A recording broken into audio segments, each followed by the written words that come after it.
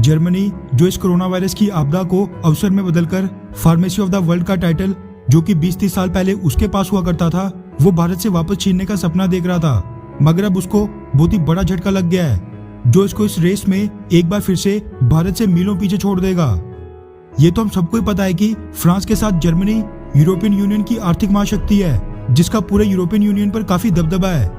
ऐसे में भारत और साउथ अफ्रीका के कोविड-19 की वैक्सीन के ऊपर से पेटेंट प्रोटेक्शन हटाने वाला ट्रिप्स वेवर जर्मनी की वजह से ही फंसा है, क्योंकि वो इस वेवर को समर्थन देने के बिल्कुल खिलाफ है।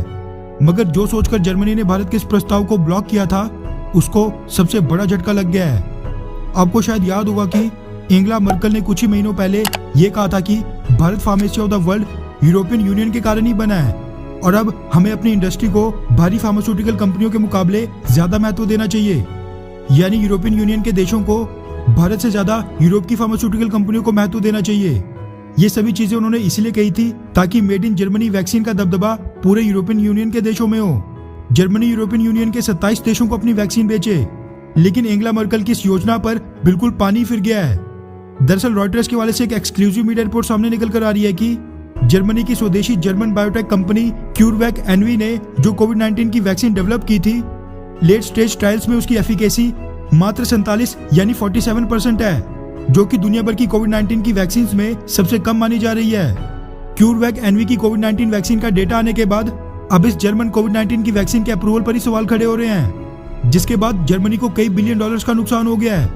ऐसा इसीलिए क्योंकि जर्मनी ने यूरोपियन यूनियन के देशों को अपनी इस वैक्सीन के 405 मिलियन यानी 40 करोड़ 5 लाख डोजेस सप्लाई करने की डील साइन की थी, जिस पर पूरी तरह पानी फिर चुका है। रॉयटर्स की रिपोर्ट के मुताबिक ये रिजल्ट्स यूरोप और लैटिन अमेरिका में 40,000 लोगों पर की गई स्टडी के बाद सामने आए हैं। इसीलिए ये माना जा रहा है कि यूरोपियन यूनियन के कई देश इस वैक्सीन को ड्रॉप कर सकते हैं, जिसका मतलब है कि जर्मनी को इसके कारण कई बिलियन डॉलर्स का नुकसान उठाना पड़ेगा। रॉयटर्स की रिपोर्ट के मुताबिक यूरोप में कई देश जर्मनी की क्यूरवैक वैक्सीन से कई उम्मीदें लगाए बैठे थे, क्योंकि एस्ट्राजेनेका और जॉनसन एंड जॉनसन की कोविड-19 वैक्सीन पर यूरोप में कई तरह की रिस्ट्रिक्शंस लगा दी गई थी। इसीलिए जर्मन वैक्सीन की लो एफिकेसी रिजल्ट्स ने कई यूरोपियन देशों को बिल्कुल निराश कर दिया है। अमेरिका की बात करें तो US food and drug department ने वैक्सीन के लिए मिनिमम 50% एफिकेसी का क्राइटेरिया रखा है, जबकि वर्ल्ड हेल्थ ऑर्गेनाइजेशन का कहना है कि वो मिनिमम 70% एफिकेसी एक्सपेक्ट करते हैं। रॉयटर्स की रिपोर्ट के मुताबिक क्यूरवैक को लेकर एंगेला मर्केल इतनी उत्सुक थी कि उन्होंने इसकी फंडिंग में कई मिलियन यूरोस सरकारी पैसा लगाया था। उनके मुताबिक जर्मनी साल 2021 में क्यूरवैक वैक्सीन के 30 करोड़ और साल 2022 में 100 करोड़ डोजेस मैन्युफैक्चर करने की योजना पर काम कर रहा था। अब क्योंकि जर्मनी की खुद की आबादी 8 करोड़ की है, इसीलिए जर्मनी ये सारे करोड़ों डोजेस दुनिया के बाकी देशों के साथ साथ लो और मिडिल इनकम देशों के साथ साथ दुनिया के कोने कोने में बेचना चाहता था।